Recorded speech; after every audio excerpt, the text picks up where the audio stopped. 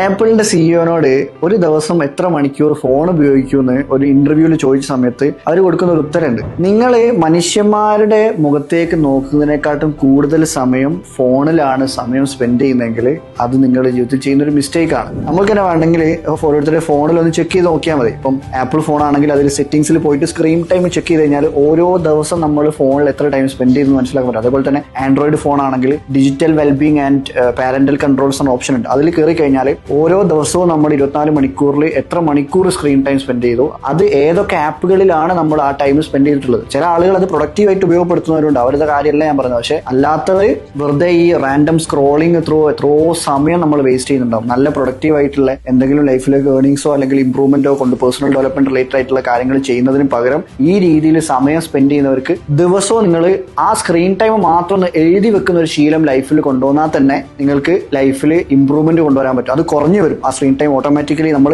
Accountable അല്ലെങ്കിൽ check ചെയ്യുന്ന സമയത്ത് നമുക്ക് അത് കുറച്ച് കൊണ്ടുവരാനുള്ള ഒരു ഇന്റൻഷൻ, ഒരു നിയ്യത്ത് നമ്മളുടെ മനസ്സിൽ സെറ്റ് ആവുകയും ചെയ്യും. സ്ക്രീൻ ടൈം കുറച്ച് കൊണ്ടുവരുന്നത് മാത്രമല്ല, ഓരോ മേഖലയിലേക്കും ഹെൽത്തിലേക്ക് എത്ര ടൈം, പഠന കാര്യങ്ങൾക്ക് എത്ര ടൈം, ഇപ്പം റിലേഷൻഷിപ്പ്, ഫാമിലി ടൈം എത്ര ടൈം, അങ്ങനെ എല്ലാ കാര്യങ്ങളും കറക്റ്റ് ട്രാക്ക് ചെയ്തിട്ട് മുന്നോട്ട് കൊണ്ടുവരണം. അപ്പം ഡെവലപ്മെന്റ് കൊണ്ടുവരണം എന്ന് ആഗ്രഹിക്കുന്ന ആൾക്കാർക്ക് യൂസ് ചെയ്യാൻ പറ്റുന്ന ഒരു ബുക്കാണ് യുണീക്നെസ് ഹാബിറ്റ്സ്.